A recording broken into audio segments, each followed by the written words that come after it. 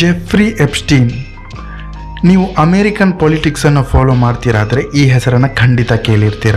ಆರೆಲ್ಸ್ ನಿಮ್ಮ ಸೋಷಿಯಲ್ ಮೀಡಿಯಾದಲ್ಲಿ Epstein files release ಆಯಿತು, ಫೋಟೋಸ್ ರಿಲೀಸ್ ಆಯಿತು ಅನ್ನೋ ನ್ಯೂಸನ್ನಾದರೂ ನೀವು ನೋಡಿರಬಹುದು.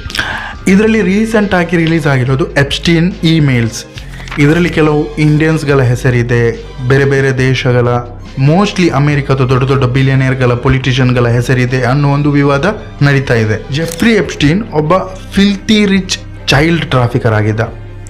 ಇವನು ಮೈನರ್ ಗರ್ಲ್ಸನ್ನು ಗ್ರೂಮ್ ಮಾಡಿ ದೊಡ್ಡ ದೊಡ್ಡ ವ್ಯಕ್ತಿಗಳಿಗೆ ಪ್ರೆಸೆಂಟ್ ಮಾಡ್ತಿದ್ದ. ಇದಕ್ಕೆ ಅಂತ ಇವನದೊಂದು ದೊಡ್ಡ ನೆಟ್ವರ್ಕ್ ಇತ್ತು, ಒಂದು ಐಲ್ಯಾಂಡ್ ಕೂಡ ಇತ್ತು. ಇದನ್ನು ಈಗ ಎಪ್ಸ್ಟೀನ್ ಐಲ್ಯಾಂಡ್ ಅಂತ ಕರೀತಾರೆ. ಇಷ್ಟೆಲ್ಲ ನಡೀತಾ ಇದ್ರು, ಇಷ್ಟೆಲ್ಲ ಕ್ರೈಮ್ಸ್ ಆಗ್ತಾ ಇದ್ರು. ಯಾಕಿದು ಯಾರಿಗೂ ಗೊತ್ತಾಗಲಿಲ್ಲ, ಯಾಕೆ ಇವನನ್ನು ಅರೆಸ್ಟ್ ಮಾಡಲಿಲ್ಲ ಅಂತ ಕೇಳಿದರೆ, ಇದರ ಹಿಂದೆ ಇನ್ವಾಲ್ವ್ ಆಗಿರೋ ವ್ಯಕ್ತಿಗಳು ತುಂಬ ದೊಡ್ಡ ದೊಡ್ಡ ಇನ್ಫ್ಲೂಯೆನ್ಷಿಯಲ್ ಬಿಲಿಯನೇರ್ಸ್, ಪೊಲಿಟಿಷಿಯನ್ಸ್, ಸೆಲೆಬ್ರಿಟಿಗಳೆಲ್ಲ ಇದ್ದರು. ಇವರ ಹೆಸರು ಹೊರಗಡೆ ಬರಬಾರ್ದು ಅಂತ ಆಗಿರಬಹುದು. ಆ್ಯಂಡ್ ಮತ್ತೆ ಕೆಲವು ವಿಕ್ಟಿಮ್ಗಳು ಮುಂದೆ ಬಂದು ನನ್ನ ಜೊತೆ ಇಂಥ ಅನ್ಯಾಯ ಆಗಿದೆ ಅಂತ ಹೇಳಿದ ಮೇಲೆ ಎಪ್ಸ್ಟೀನನ್ನು ಕನ್ವಿಕ್ಟ್ ಮಾಡಿ ಜೈಲಲ್ಲಿ ಹಾಕಿದ್ರು. ಅಲ್ಲೂ ಕೂಡ ತುಂಬ ಮಿಸ್ಟೀರಿಯಸ್ ರೀತಿಯಲ್ಲಿ ಎಪ್ಸ್ಟೀನ್ ಜೈಲಿನೊಳಗಡೆನೆ ಸೂಸೈಡ್ ಮಾಡಿಕೊಂಡು ಸಾಯ್ತಾನೆ.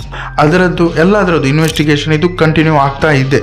ಇದರದೆಲ್ಲ ಡೀಟೇಲ್ಸ್ ಇರುವಂಥ, ಇದು ಹೇಗಾಯಿತು, ಹೇಗೆ ಸ್ಟಾರ್ಟ್ ಆಯಿತು, ಯಾರೆಲ್ಲ ಇರಬಹುದು ಇದರ ಹಿಂದೆ ಅನ್ನುವಂಥ ಡೀಟೇಲ್ಸನ್ನು ಕೊಡುವಂಥ ಒಂದು ಡಾಕ್ಯುಮೆಂಟ್ರಿ ಜೆಫ್ರಿ ಎಪ್ಸ್ಟೀನ್ ಫಿಲ್ತಿ ರಿಚ್ ಅಂತ ಹೆಸರಿನಲ್ಲಿ ನೆಟ್ಫ್ಲಿಕ್ಸ್ನಲ್ಲಿದೆ. ತುಂಬ ಡಿಸ್ಟರ್ಬಿಂಗ್ ಇದೆ, ತುಂಬ ಡಾರ್ಕ್ ಇದೆ. ಸೊ ಈ ಕೇಸ್ನ ಬಗ್ಗೆ ಇನ್ನೂ ಗೊತ್ತಾಗಬೇಕು ಅಂತ ನಿಮ್ಗೆ ಅನಿಸಿದರೆ ನೀವು ಇದನ್ನು ಅಲ್ಲಿ ನೋಡಬಹುದು.